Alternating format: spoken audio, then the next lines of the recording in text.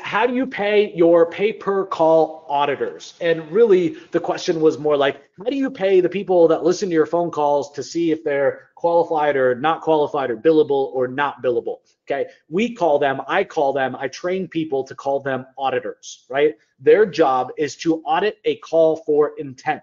Was the call billable? Okay, and so the question was like, do you pay them per call? Do you pay them per minute? Like, what do you do? And so the way that I have always done this is we pay per hour for this. And this is something where, like, at the end of the day, this job of a pay per call auditor, this job is uber important. Like, this is our money, right? Like, this is like marking one job or one call, I'm sorry, as qualified versus not, could pay for that person for the day, for the week, for the month, or even more.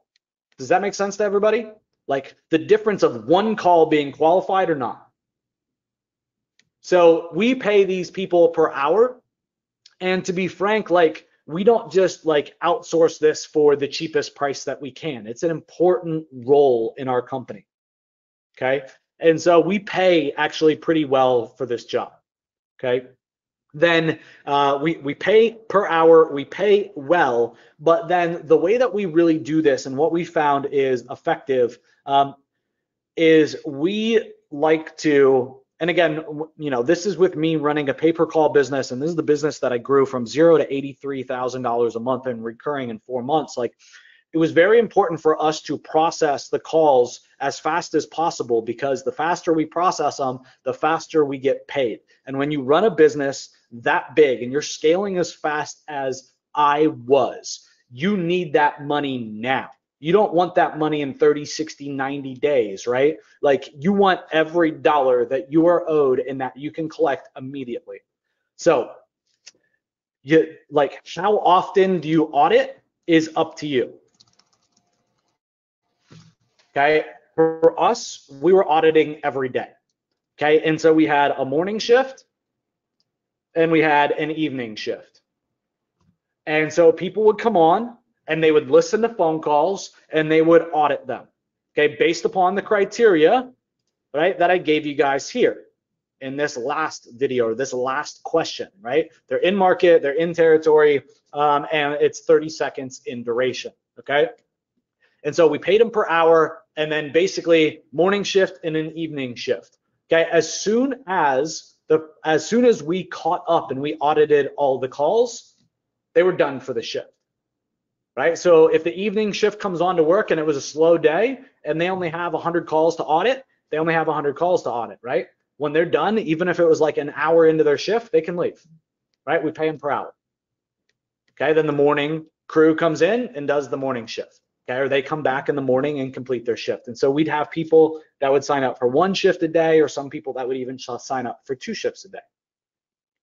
Okay, but I think at the end of the day, like, how often do you do your auditing really comes down to how many billable calls are you doing per day, and then thinking about as well, like, how much money or how much liability is that? If you only process calls once a week, what's your potential liability? Oh, well, we got this site and it brings in this many calls. This is what we're seeing for qualified. This is the price we pay. Right? So then it's like, it's a simple math equation. Like, how far are you willing to give your customers credit for, so to speak, before you catch back up with billing? And so for me, guys, like, I'm keeping my customers fair to me every single day, right? Like, I'm not going to trust them for 90 days, especially when I got a boatload of them. There's no freaking way. If they stop performing and they don't pay, right, I'm turning off the calls to them and I'm sending them to somebody else instead. Okay, and I'm downplaying as far as possible the liability that I have, because I'm spending a lot of money on traffic and resources to build the company. Does that make sense to everybody? Give me a 6 if that makes sense for everybody joining me here live.